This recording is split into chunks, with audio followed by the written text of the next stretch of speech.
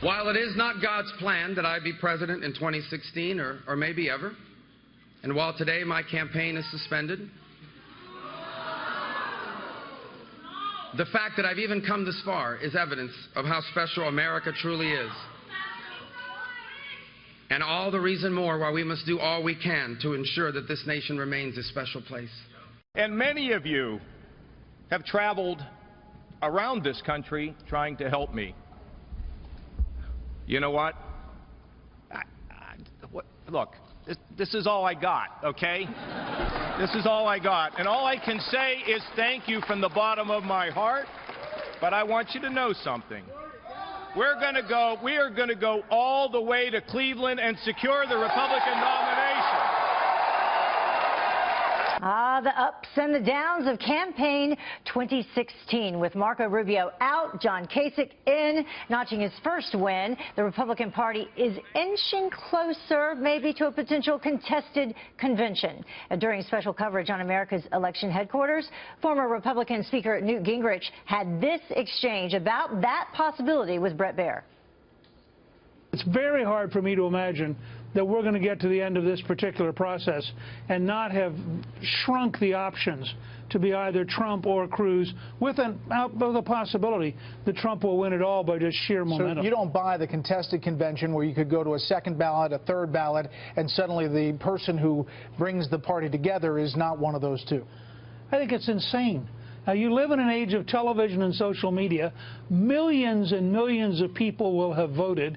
You have two really strong personalities. I mean, Trump and Cruz are not exactly, shrinking violets. The idea is somebody's going to magically appear and push those two guys aside. My hunch is that they would probably join forces to block any third person from emerging just out of sheer anger. I mean, these are both anti-establishment, fundamental reform, disrupt the system candidates. They're not going to turn this over to somebody who represents the establishment. Lisa Boothe is a Republican strategist and contributor to the Washington Examiner, and Rick Ungar is a Democratic strategist, senior political contributor to Forbes.com and co-host of Steele and Ungar on Sirius XM Radio. Thank you both for joining us. Good to be here. Thanks, Heather. Right, so then there were three. Lisa, where did Rubio go wrong?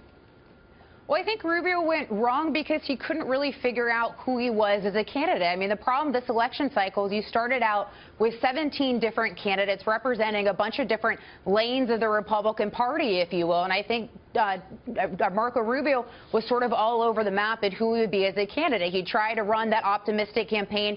Then he went negative with Donald Trump. So I think there was a lot of back and forth and a failure to sort of figure out who he is. Whereas if you look at someone like Ted Cruz or even John Kasich or Donald Trump, they've stayed very much themselves throughout the process. So I think voters couldn't really figure out where he's coming from, if he was establishment, if he was conservative, or, sort of all over the map. Yeah, he bowed out last night, but has still not thrown his support behind anyone.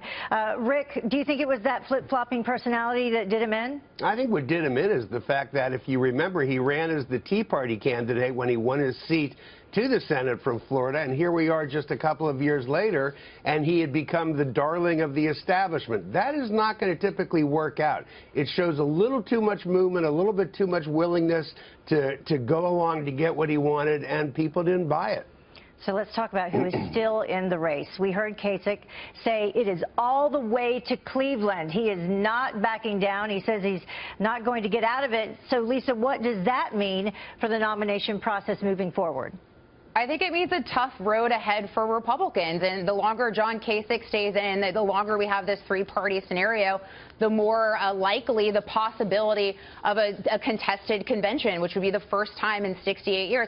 I mean, the concept of just the vitriol in the Republican Party right now towards, or Republican voters towards the party cannot be understated. I mean, just look at the exit polling from last night. You look at states like North Carolina and Ohio, and just the sheer amount of voters who believe that the Republican Party has betrayed them. And the fact that, for the first time, I think there's only been one candidate in history who has not served as a politician or some sort of military connection that is the Republican Party or a majority party, a major party nominee. I mean, there's a lot of history being made this election cycle, and I think you just can't underestimate the amount of anger among Republican voters right now.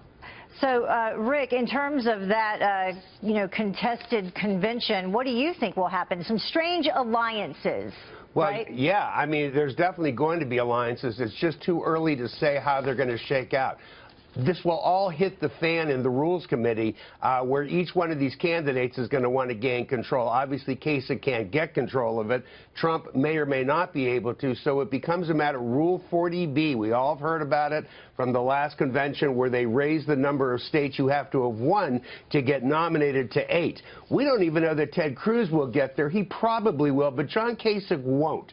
So the first alliance would be a Trump-Cruz alliance to keep Kasich from even being nominated on the convention floor. But if Cruz were not to get to 8, now you're going to see Kasich and Cruz aligning to try and change the rules to lower. It's going to be a remarkable convention. And I spoke with Dennis Kucinich this morning, and he said a possible alliance between Cruz and just went blank. Cruz and Kasich, yes. So another alliance possibility there. All right, thank you both for joining us. We'll see what happens moving forward. Thanks.